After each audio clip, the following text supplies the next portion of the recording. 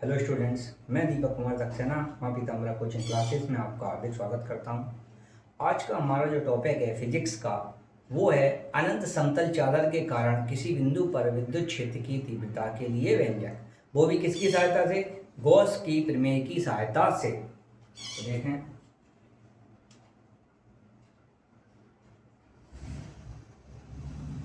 अनंत समतल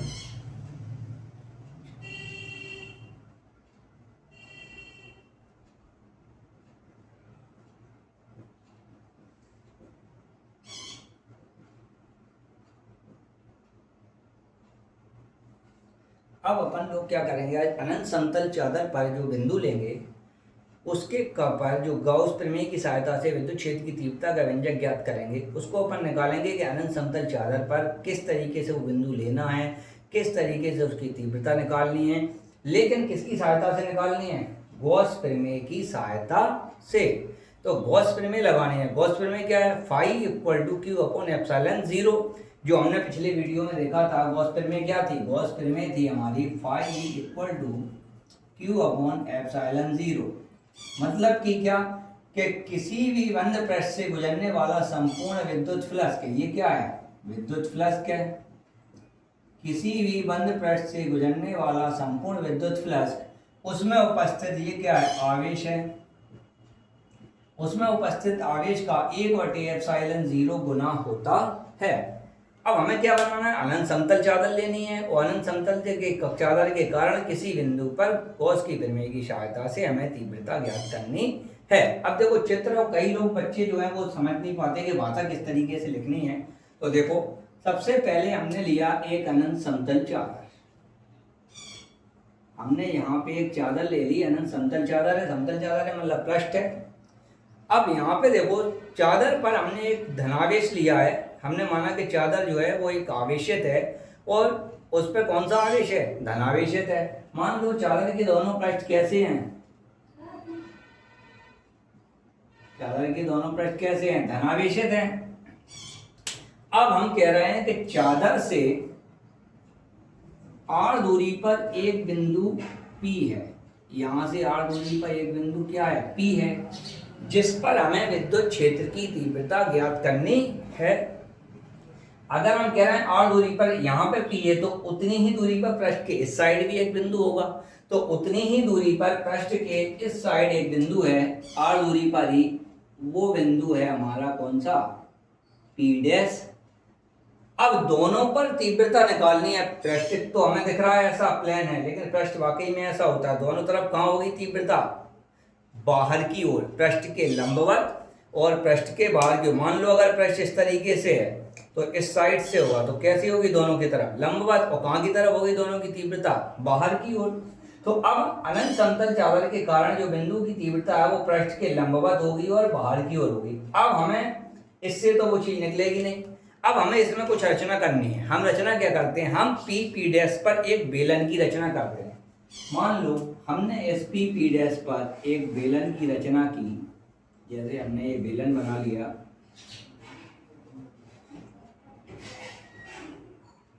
ये है पी डैश पर एक बेलन। अब तीव्रता यहां होगी लंबवत बाहर की ओर। अब यहां पे देखें हम, अब ये जो पृष्ठ है वो कैसा काम करेगा? गॉसीय पृष्ठ की तरह। अब गॉसीय पृष्ठ की तरह काम करेगा तो दो चीजें हैं। एक तो जो पृष्ठ है बेलन का, ये क्या बन गया? बेलन। तो अब बेलन के दो पृष्ठ हैं। एक तो होता है बेलन का, देखो दो पृष्ठ कौन से हैं बेलन में? एक तो है बेलन का वक्र पृष्ठ और दूसरा है उसका वृत्तीय पृष्ठ। दो पृष्ठ हैं, एक वक्र पृष्ठ और एक वृत्तीय पृष्ठ। अब वक्र पृष्ठ जो है वो विद्युत क्षेत्र के समांतर है और वृत्तीय पृष्ठ जो है वो उसके कैसा होता है? लंबवत होता है। अब जब चीज समांतर होती है गॉसीय पृष्ठ में, ये बात बहुत ध्यान रखने वाली बात है, जब भी कोई पृष्ठ गॉसीय पृष्ठ में वो अगर समांतर है तो उस पर गुजरने वाला कुल विद्युत फ्लक्स हमेशा कैसा होगा? शून्य होगा। अब पृष्ठ पे तो शून्य हो गया समांतर पे, अब कौन सा बचा? वृत्तीय पृष्ठ। तो वृत्तीय पृष्ठ से गुजरने वाला जो कुल विद्युत फ्लक्स है, अब देखो यहाँ पे वृत्तीय पृष्ठ से गुजरने वाला कुल विद्युत फ्लक्स जो है वो होगा E इंटू ए, क्योंकि हमने क्या पढ़ा था, विद्युत फ्लक्स क्या होता है, फाई बराबर E इंटू एस। अब एस क्या है, यहाँ पे क्षेत्रफल है, तो पृष्ठ का क्षेत्रफल कितना है हमारा ए, तो ए यहाँ पे क्या है, ए यहाँ क्या है, क्षेत्रफल है। तो हमने यहाँ पे लिख लिया फाई इक्वल टू ई ए। अब ई ए इस पॉइंट का और ई ए इस पॉइंट का, तो कितने हो गए ई ए 2, यानी कि यहाँ से विद्युत फ्लक्स का हमारा मान निकला है 2E ए। इक्वेशन हमने दे दी इसको 1। अब यहाँ पे देखो, अब यहाँ पे जो आवेश है वो किस पे ले रहे हैं, समतल चादर पे। चादर कैसा है, पृष्ठीय है। अब पृष्ठ पे आवेश का घनत्व क्या होता है, पृष्ठीय आवेश घनत्व हमने पढ़ा था, 3 तरीके का आवेश घनत्व था, रेखीय आवेश घनत्व, पृष्ठीय आवेश घनत्व और आयतन आवेश घनत्व। अगर हम पृष्ठीय आवेश घनत्व की बात करें तो पृष्ठीय आवेश घनत्व हमने क्या पढ़ा था, यहाँ पे हम शॉर्ट लिख रहे हैं जो चीजें अपन यूज कर रहे हैं। पृष्ठीय घनत्व जो आवेश का था वो था अपना sigma equal to Q upon A या क्यू अपॉन एस।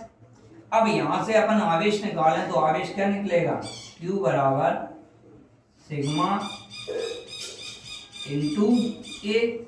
मतलब कि अगर हम बात करें तो आवेश का पृष्ठ घनत्व कितना है, सिग्मा है, तो जो आवेश है उसका जो घनत्व है वो कितना है, प्लस के सिग्मा है। ये क्या है, आवेश का घनत्व किस पर, पृष्ठ पर।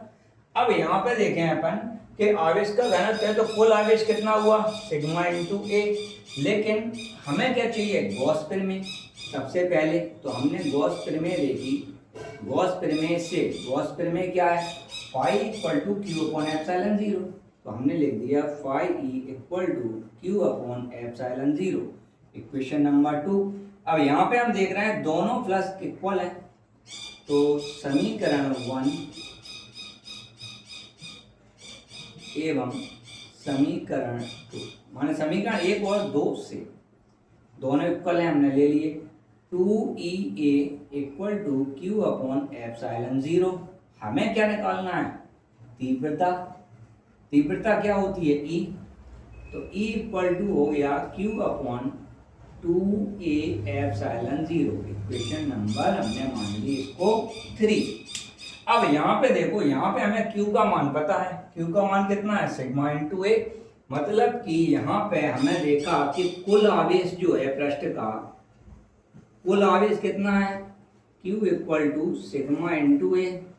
इस वैल्यू को अपन रखेंगे का मान समीकरण 3 में रखने पर, समीकरण 3 कौन सा, ये है, तो यहाँ पे E इक्वल टू अपना आएगा, इसके बाद Q का मान रख दिया सिग्मा इंटू ए अपॉन 2A एप्सिलॉन 0 या एप्सिलॉन नॉट, ए से ये कट गया, तो तीव्रता हमारी कितनी आई, सिग्मा अपॉन 2 एप्सिलॉन 0। मतलब कि अनंत समतल चादर के कारण किसी बिंदु पर विद्युत क्षेत्र की जो तीव्रता होती है वो हमारी आती है E बराबर सिग्मा अपॉन 2 एप्सिलॉन 0। अब इसके बाद नेक्स्ट टॉपिक जो आता है वो आता है एक रेखीय आवेश के कारण, जो अपन गॉस प्रमेय की साथ, जैसे अनंत समतल चादर का निकाला ऐसे ही अपन निकालेंगे रेखीय आवेश के कारण किसी बिंदु पर विद्युत क्षेत्र की तीव्रता के लिए व्यंजक। माने रेखीय आवेश क्या था, जैसे सीधा चालक है, सीधे चालक पर जो आवेश होता है वो रेखीय आवेश होता है, तो सीधे चालक के काम, जैसे अनंत समतल के लिए निकाला, अब अपन निकालेंगे रेखीय चालक या सीधे धारावाही चालक, सीधा चालक है उसके पर गाउस प्रमेय की सहायता से उस पर बिंदु पर विद्युत क्षेत्र की तीव्रता के लिए व्यंजक। अब हम देखते हैं उसको। अब हमारा जो टॉपिक था वो कौन सा था, रेखीय आवेश के कारण किसी बिंदु पर विद्युत क्षेत्र की तीव्रता के लिए व्यंजक, गॉस की प्रमेय की सहायता से चल रहा है अपन भी। तो अपना जो है वो है रेखीय आवेश के कारण, रेखीय आवेश, या अपन रेखीय आवेश को क्या, अनंत लंबाई के तार, अनंत लंबाई के तार,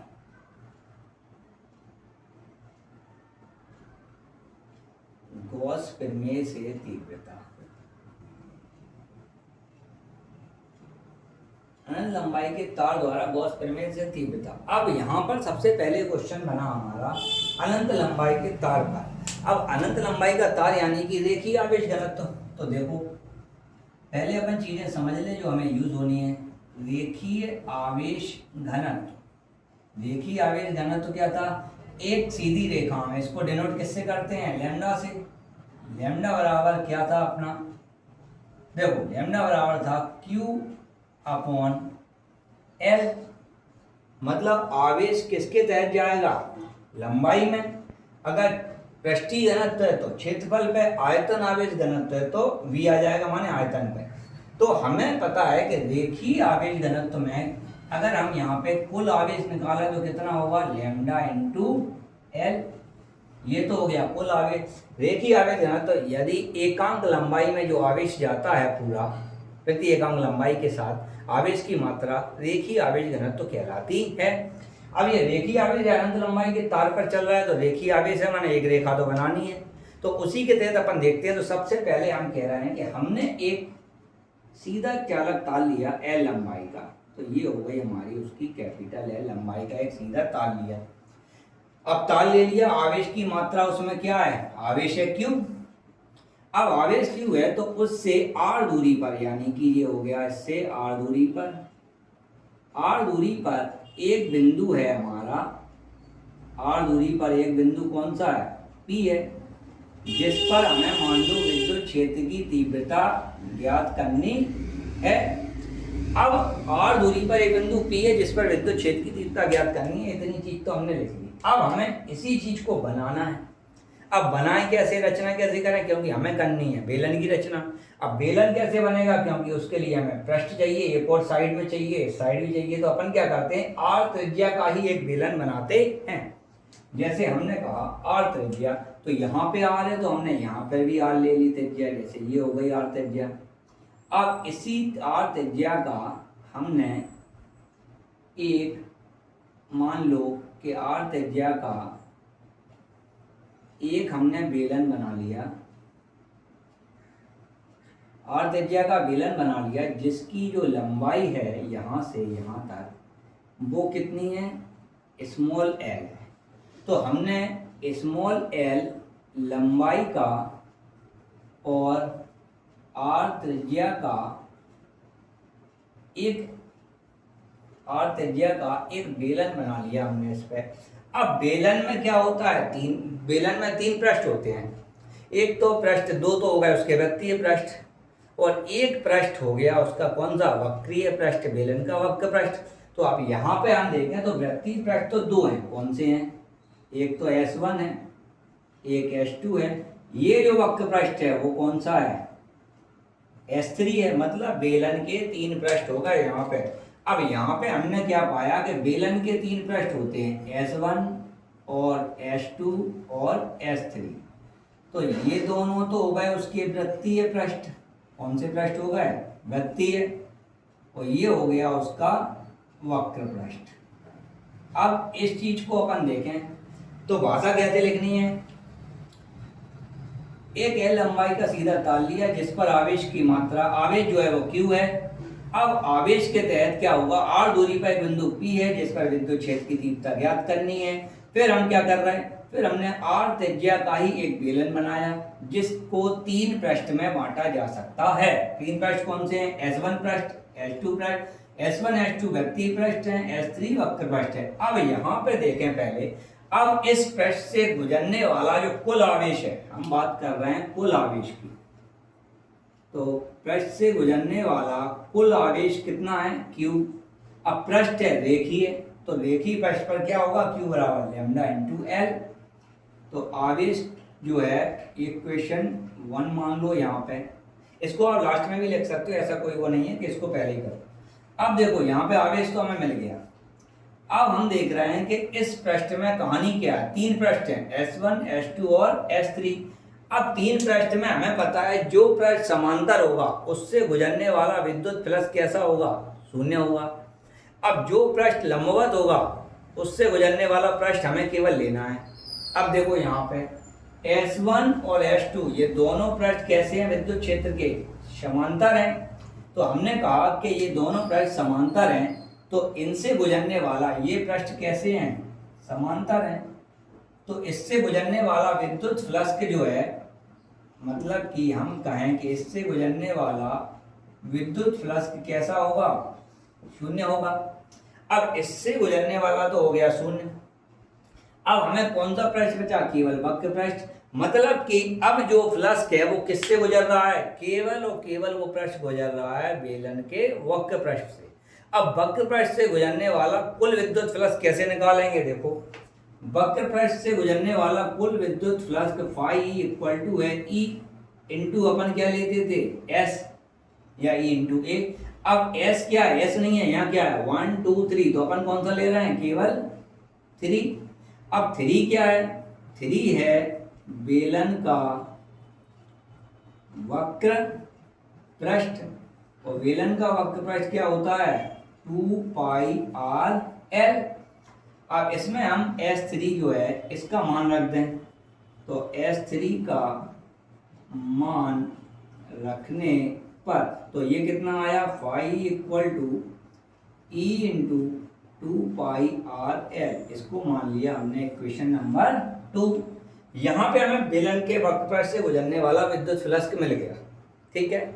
अब आगे की कहानी, अब हमें क्या करना है, अब हमें देखना है इसके बाद गॉस प्रमेय, क्योंकि उसने क्या लिखा है, गॉस प्रमेय से। अब गॉस प्रमेय हम देखें वापस आके, तो गॉस प्रमेय क्या थी हमारी, गॉस प्रमेय है, गॉस प्रमेय से phi E equal to Q upon epsilon 0, इसको मान लो क्वेश्चन नंबर 3। अब हमें यहाँ एक चीज दिख रही है कि दोनों क्या है, विद्युत फ्लक्स क्या, दोनों कैसे हैं, इक्वल हैं। तो समीकरण 2 और 3 दोनों बराबर है, तो समीकरण 2 व समीकरण 3 से, समीकरण 2 और 3 से अगर हम निकालते हैं तो इसको देखें यहाँ पे 2 और 3 से, तो कितना हो गया E इंटू 2 पाई, ऐसा लगाओ E into 2 pi R L बराबर Q बटे एप्सिलॉन 0। तो यहाँ से E का मान निकालें तो अपन ना निकलेगा ये E 1 बटे 2 पाई एप्सिलॉन 0 Q बटे R into L, R L हमने अलग कर दिया, 1/2 पाई एप्सिलॉन 0 अलग। अब यहाँ पे देखो हमें Q का मान पता है लैम्डा इंटू एल, इसको मान लो इक्वेशन नंबर 4। तो समीकरण 4 में Q का मान रखने पर, Q का मान रख दो, तो E equal to 1/2 pi epsilon 0 into lambda into L बटे में R इंटू एल, एल से एल कट गया। अब हमारा एल से एल कटने के बाद यहाँ क्या बच रहा है, E equal to 1/2 pi epsilon 0 into lambda बटे R।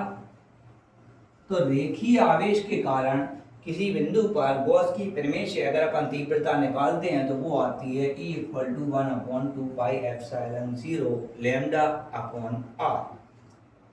आशा है कि ये टॉपिक आपको अच्छे से समझ में आए होंगे, और यहीं तक अपना जो वीडियो है फर्स्ट चैप्टर के सारे क्वेश्चन डेरिवेशन जो है इंपॉर्टेंट क्वेश्चन थे वो सारे हो गए। इसके बाद 2-2 नंबर के कुछ क्वेश्चंस आते हैं, वो आप लोग ज़रूर देखें, वो बहुत इंपॉर्टेंट क्वेश्चंस हैं। जैसे कि हम बात करें क्वेश्चंस की, तो जैसे कि 2 क्षेत्र रेखाएं एक दूसरे को प्रतिच्छेद नहीं करती हैं, एक दूसरे को काटती नहीं है, ये वाला क्वेश्चन। मूल आवेश, ये वाला क्वेश्चन। आवेश की योज्यता,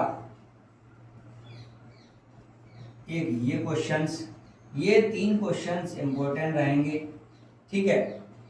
तो ये 3 क्वेश्चन जो है बहुत बहुत इंपॉर्टेंट क्वेश्चंस हैं, इनको आप अच्छे से देख के जाएँ और ज़्यादा से ज़्यादा इस वीडियो को शेयर करें। अब नेक्स्ट वीडियो जब आएगा उसमें हम देखेंगे अध्याय 2 विभव एवं धारता। अच्छा, ये सारे टॉपिक्स आपको अच्छे से समझ में आए होंगे। माँ पीताम्बरा कोचिंग क्लासेस आपके उज्जवल भविष्य की कामना करती है। इस वीडियो को ज़्यादा से ज़्यादा शेयर करें और अपने कमेंट दें। अगर कोई त्रुटि होती है या कोई चीज़ आपको समझ में नहीं आती है तो उसको कमेंट दें, जिससे हम उसको और ज़्यादा से ज़्यादा तरीके से अच्छे तरीक़ों से आपको समझा सकें। धन्यवाद।